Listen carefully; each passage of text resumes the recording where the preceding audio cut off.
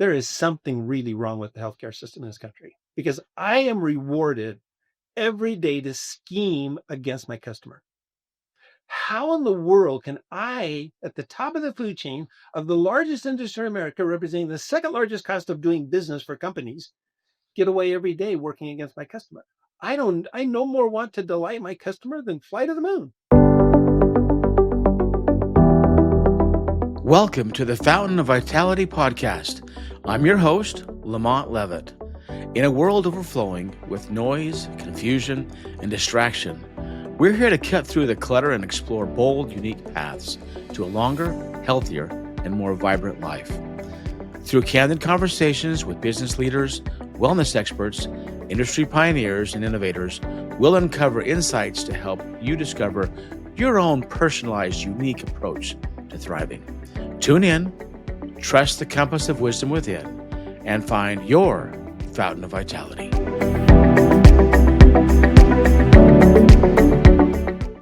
Hello, and welcome to the Fountain of Vitality podcast.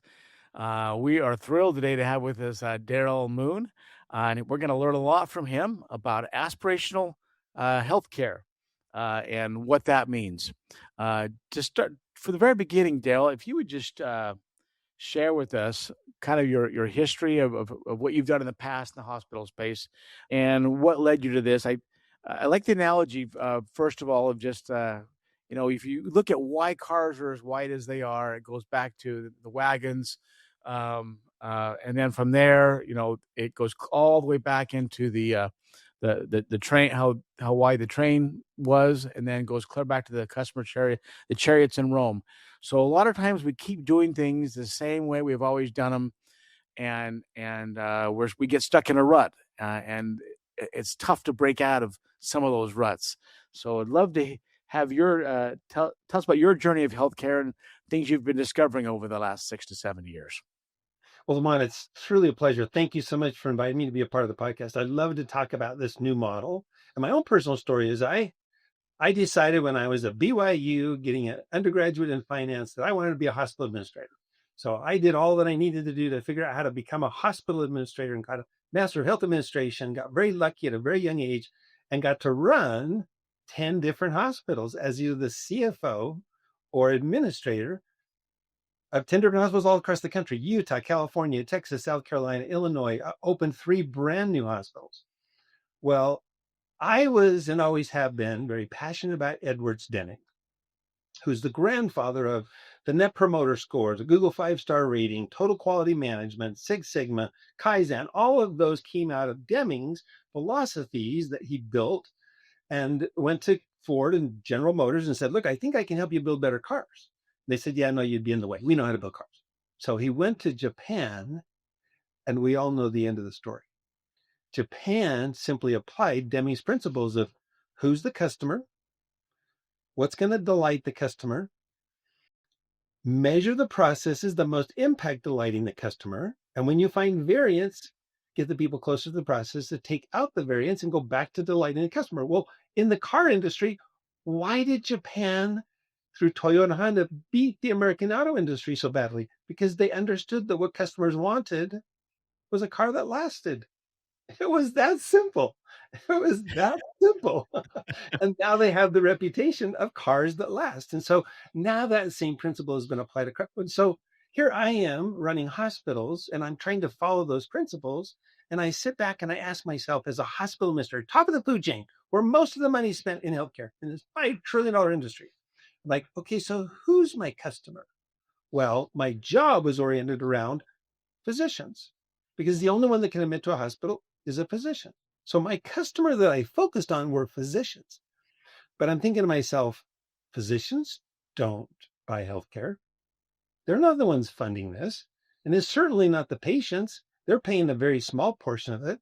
And it's certainly not insurance companies. They're just a pass along. So who's really my customer buying my services? Well, it's business leaders who are willing to offer these benefits to their employees to create loyalty amongst their employees. And I'm thinking to myself, if that's my customer, there is something really wrong with the healthcare system in this country, because I am rewarded every day to scheme against my customer. How in the world can I, at the top of the food chain of the largest industry in America, representing the second largest cost of doing business for companies, get away every day working against my customer? I no more want to delight my customer than fly to the moon. How does this happen? And I finally said to my wife, I can no longer be a part of the treatment side of healthcare. I got to figure out how this industry has gotten so backwards and so misaligned with the customer and what the customer wants. So I left the treatment side 30 years ago, and I have been on a passionate mission to wake up business leaders to realize that healthcare is not working for them, and that's their problem to fix. And they really do have the power to wield that. Well, that's my background and where I've been and what I try to do. But then 6 years ago, I came across this amazing model called aspirational healthcare, and it's changed everything for me. So that customer first attitude that we always espouse in business, what if we took that to healthcare, and what would that look like? Yeah. Darrell, tell us what you've learned in with aspirational healthcare, and take us into the Alaskan tribes Yeah. and how So you did it. the story began. The federal government back in the 1980s recognized that when they stole the lands of indigenous tribal people and gave in return free healthcare, that they really had done a great disservice, because the federal Indian healthcare system is probably the worst in the world. It is terrible. And they actually sent out a notice to all tribes across America. If you would like to build your own healthcare system and leave the federal Indian healthcare system, we will support that. And we will actually defer the money to you. Well, the largest group of Native people were in Alaska. 190 tribes representing 70,000 people said to themselves, we have the worst population health in the world. There's no population anywhere in the world that scores lower on population health outcomes than us. We're the worst. And we have the worst healthcare system in the world. We can't make this any worse than it. Let's build a brand new system. And they totally approached this as, we're going to build healthcare from the ground up. And so they did something that nobody had ever done before. They went out and asked their 70,000 customers, their members, what do you want from healthcare? Nobody's ever done that. Talk about a rut. We have, from the Greek ages, always built healthcare around the idea that someone studies the body, goes to school to become an MD or a surgeon, spends 14 years studying the body, and then simply says to the world, come be the benefactor of my great wisdom, and I'll charge you when I offer my wisdom. That's how we've always built healthcare. We've For never built years and years. Yeah. Yeah, we've never built healthcare from the standpoint of what does the customer want?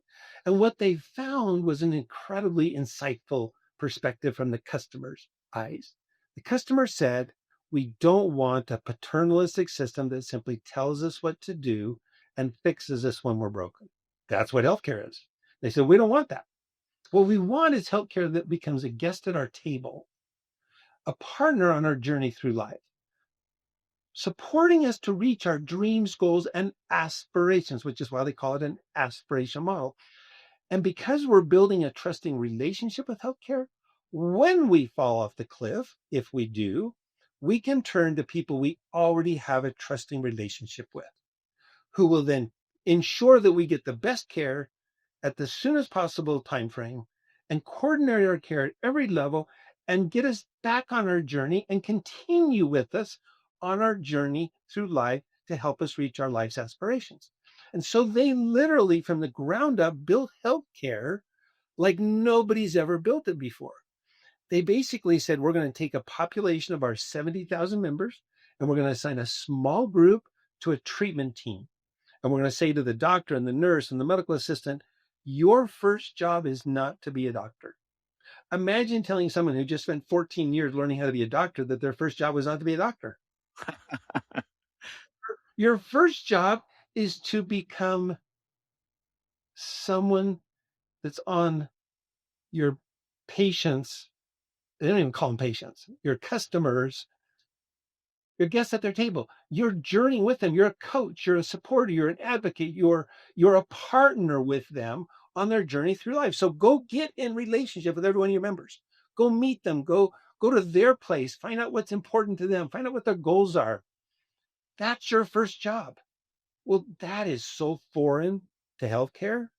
That doesn't exist in our current healthcare system. But by No. making that the focus and then ensuring that they have the systems in place to coordinate care and have continuous quality improvement when people do get sick, they now have built over the last 30 years a healthcare system that is far superior to every other healthcare system in the world. In fact, countries from all over the world go to Anchorage, Alaska to figure out how are you able to get these amazing outcomes with what used to be the worst population health in the world. And you can do it at half the price. It's like everybody can't get their Yeah. heads around the fact that you can get the highest level of customer satisfaction, 98%, the only system to win the president's Malcolm Baldrige Award for quality twice, probably the most prestigious quality award anywhere. They're the only healthcare system that's won it twice. They have the highest level of population health improvement and health outcomes, and they spend half as much money. It is a system to be a beacon on a hill for the rest of healthcare around the world. And when I discovered them 6 years ago, I said, why do you have countries from all over the world coming to Anchorage to learn about your system? Does anybody ever come up from the lower 48? And they said, yeah, no, not very often. I mean, Singapore has come up and actually spent a lot of time with this, and now they build our system into Singapore, now often thought of as the best healthcare system in the world. The Netherlands has spent a tremendous amount of time building them. But yeah, across this country, yeah, we very seldom get anybody up from there. I'm like, okay, Yeah. Yeah. my passion is to change that. Yeah, and explain to our listeners why at 70,000 people and 190 tribes they stopped there because they didn't want to take on and get lose control of what they had, which is already a good thing. Yeah, they really are focused on their population. And not only their population today, but every decision they make has the eighth generation in mind. Now, think about that. Every decision they make, they think about how is this going to impact my great, great, great, great, great, great, great grandkids? That's a perspective we never think about in healthcare. No, And yet no. they build everything around that perspective. It is an amazing system. It's a relationship system. In fact, I would say they're the first healthcare system to prove that relationship trumps science. You can create the perfect treatment plan, like the perfect treatment plan. But if the patient doesn't trust you enough to go implement it and really It feel won't like happen. it does absolutely nothing for the patient. Yeah. I've heard doctors say sometimes, "Well, I can't get these patients to take the pills I tell them to take." So it's broken at the patient end. Well, maybe it's broken at the relationship end. Well, in that to that point, Dr. Eby, Douglas Eby, the medical director for the Nuka system of care, I love when anybody says the word, he goes, I can handle almost any word in the English language except for the word non-compliant patients. I cannot accept that concept. That concept is actually abusive because you can't be a non-compliant patient. You can only be a non-compliant healthcare provider.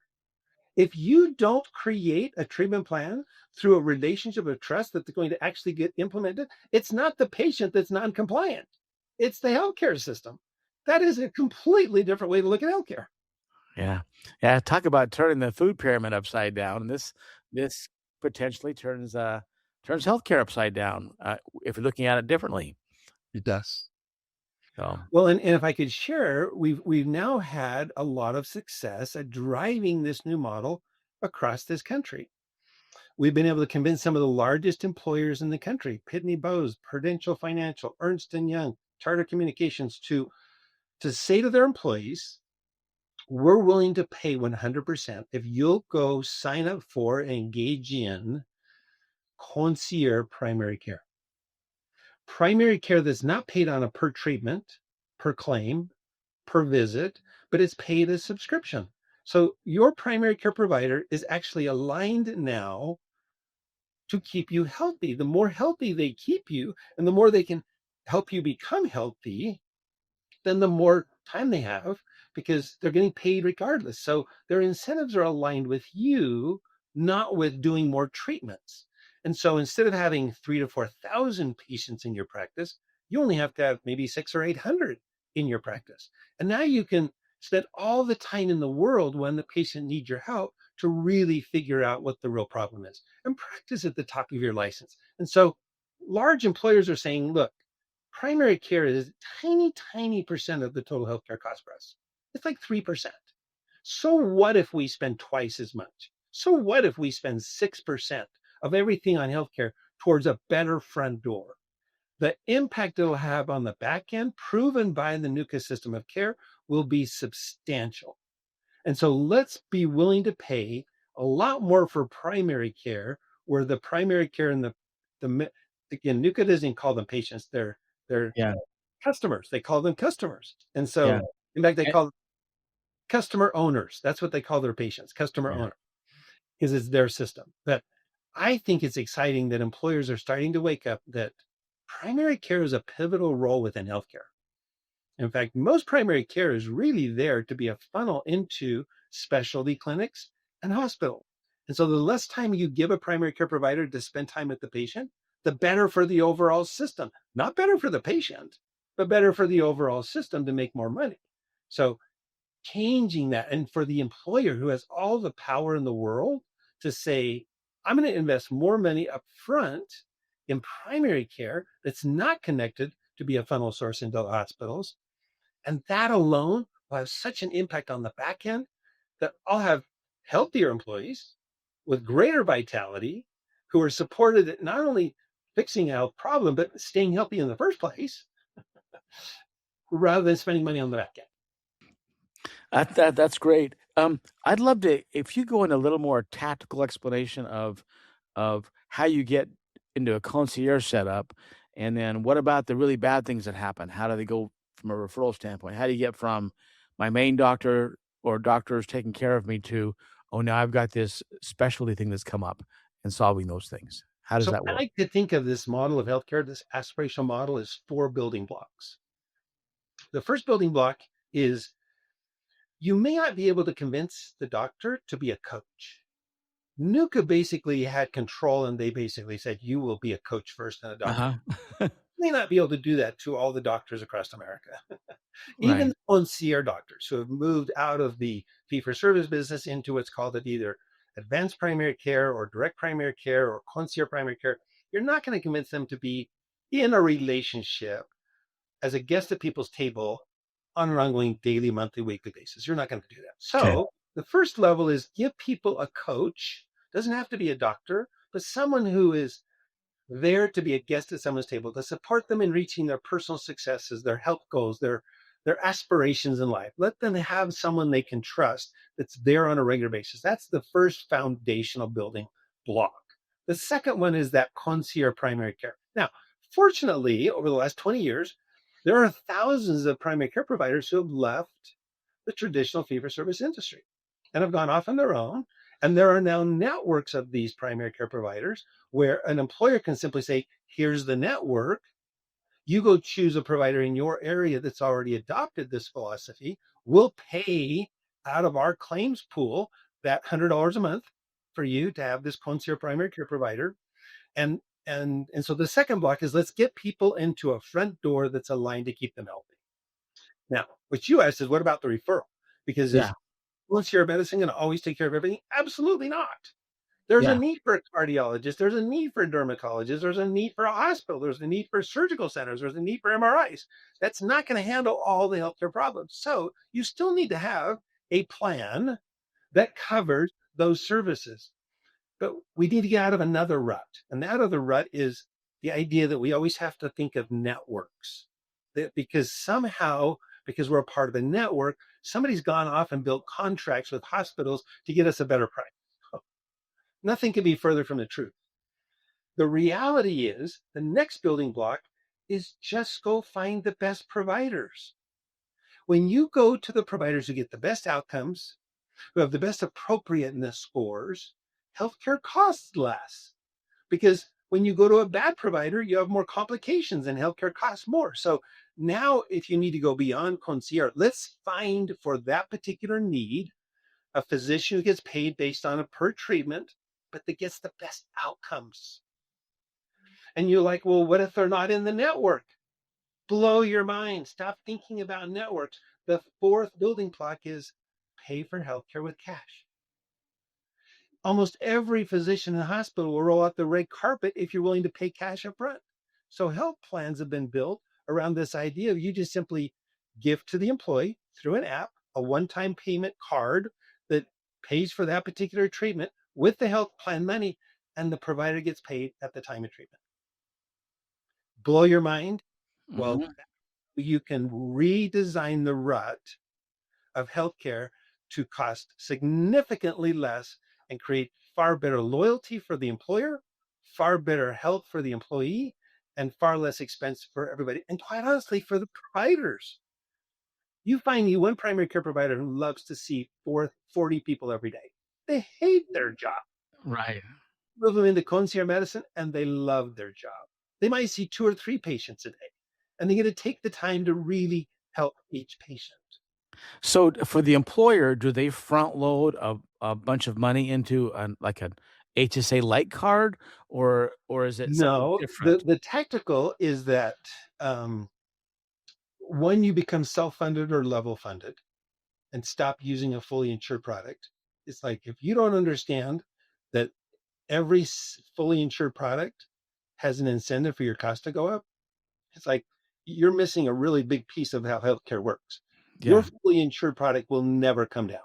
You have to move into some form of self-funded or level funded product. So in that case, the employer is funding through a third party administrator healthcare costs. Well, there are systems now that have been built that give the employees access to those funds to pay for healthcare through a one time payment card at the time of service. Okay. Okay. Okay, it makes sense. So, in this model, if let's say I'm a employer and I've been battling insurance rates going up, my employees are complaining about prices going up, and you feel like you can't do anything. And you have Oh, no power. you got no power. Oh, what's the next step if they wanted to connect with you on your website or build out something for their company that could Well, can I be share better with you healthcare? a success story of just a company right Love here in one. Utah? Yeah. So I connected with the CEO about October. I described to them this new model, and they said, "Oh my gosh, we need you to help us put in place a new model by January 1st." I said, "That's going to be kind of quick. That's pretty quick." But he said, "We're facing a 22% increase with our fully insured United lipstick on a pig plan." So he was offering his employees, about 80 employees, a high deductible plan that didn't do anything for their employees until they'd spent $3,000 out of their pocket. Yeah, or more. Only contributing like $600 into the HSA. So it Yeah. was like it was a lipstick on a pig plan. I call them these high deductible plans that are HSA qualified. So he's like, and I'm looking at a 22% increase, and they're spending about $1 million. So they were looking at about a 200 plus $1,000 increase. And we said, well, let's implement an aspirational plan. So now he just rolled out, first of the year, a plan that is guaranteed will not cost him any more money than he spent last year. But he has the opportunity to save up to $350,000 this next year. If the people don't get sick or they don't use it. Exactly. I mean, that's the worst case scenario is he doesn't spend any more. But if Yeah. through cash pay strategies, he can reduce his costs, he gets the savings in his bottom line. Now, the employees have an option to their cost, the employees' cost, went down 40%. What was coming out of their paycheck went down 40%. And get this, they now throughout the entire year can go get health care at zero cost out of their pocket.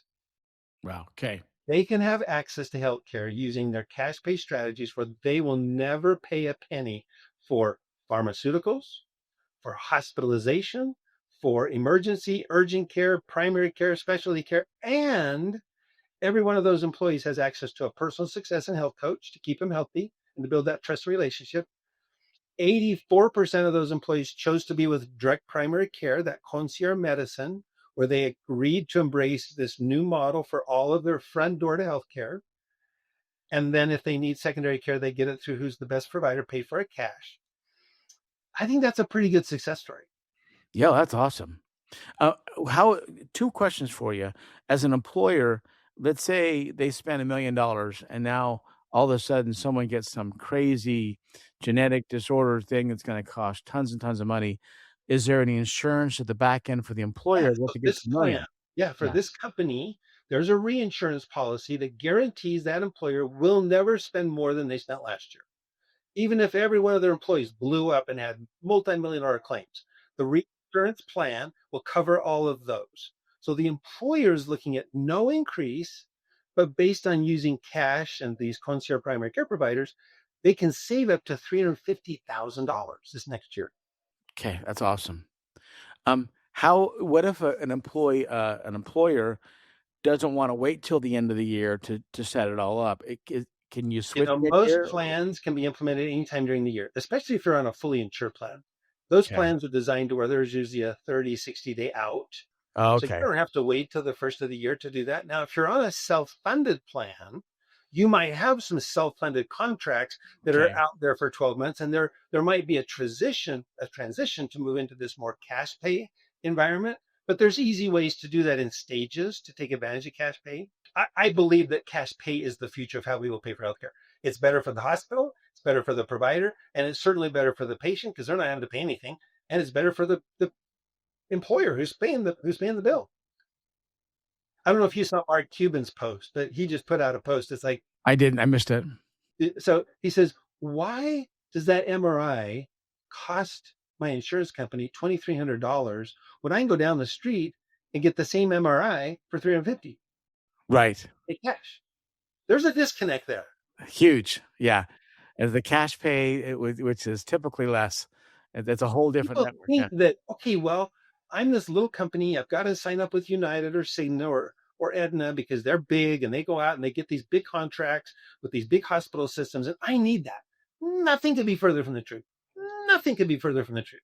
I mean, anyone, the public can go on every hospital's website and get their price charge masters and Yeah. see what the contract with Aetna is. What kind of a discount is this hospital? What kind of a discount is Intermountain Healthcare giving the Cignas and the Aetnas? Well, having done that recently, I can tell you that all of Intermountain Healthcare hospitals, if you open up their charge masters, the largest discount they give their own health insurance company, DMBA, is like 29%.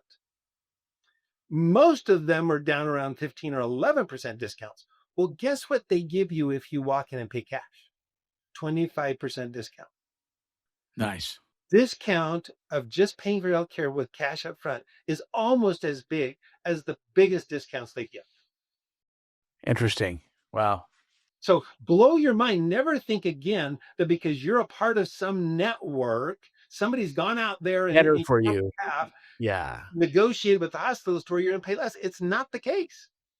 So even getting your basic medicines would be part of this too, going down to the Yeah, drugstore or every whatever. specialty medications, day-to-day medications, these employees have access to literally this next year, never paying a penny for any prescription. Wow. Wow. That's pretty cool.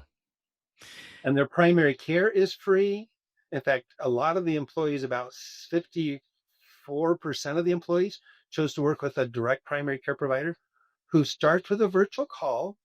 And if they need to see you in person, they pick up their black bag and they come to your home and they see you at your home.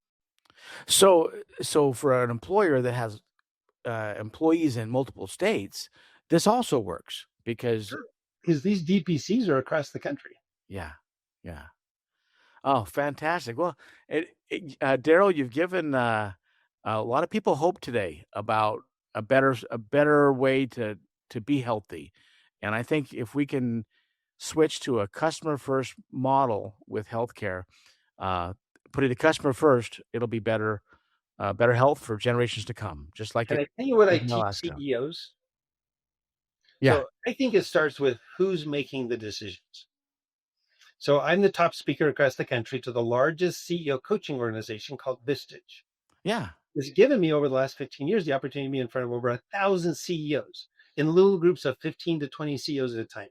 And I love to get 4 hours to talk to a group of CEOs and help them see how broken the healthcare system is. And I yeah. love to ask them the question, why do you buy healthcare?